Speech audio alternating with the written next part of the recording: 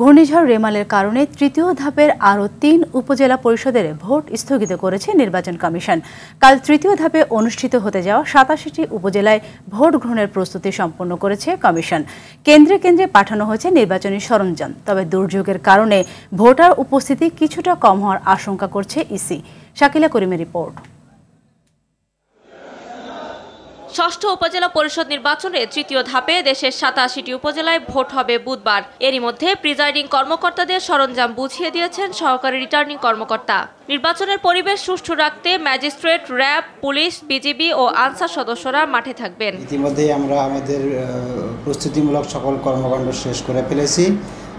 আমাদের ভোট কেন্দ্রে ballot paper ছাড়া নির্বাচনী সামগ্রী প্রিজাইডিং অফিসার এবং আইন শৃঙ্খলা বাহিনীর লোকজন সহ কেন্দ্রে কেন্দ্রে পৌঁছে যাচ্ছেন। ব্যালট পেপার ব্যতীত অন্যান্য সকল নির্বাচনী সামগ্রী আজকে বিতরণ করছি।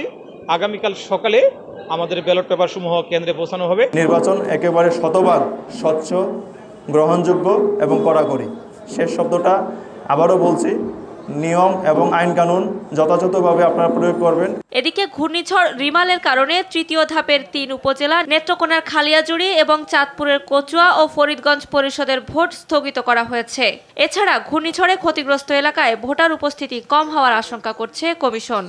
আবহাওয়া থাকতে পারে, সিজন থাকতে পারে, ওখানে ক্যান্ডিডেট কেমন আছে সেটার উপর ক্যান্ডিডেটের জনপ্রিয়তা কেমন, বেশি অধিক সংখ্যক জনপ্রিয় ক্যান্ডিডেটরা থাকলে সেখানে ভোটের হার বেশি পড়ে, যেখানে জনপ্রিয় ক্যান্ডিডেটরা একটু কম থাকে সেখানে ভোট কম পড়ে।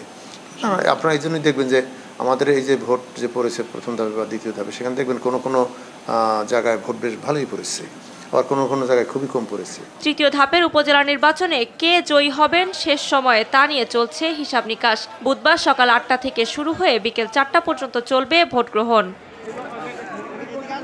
শাকিলা করিম, RTV, ঢাকা।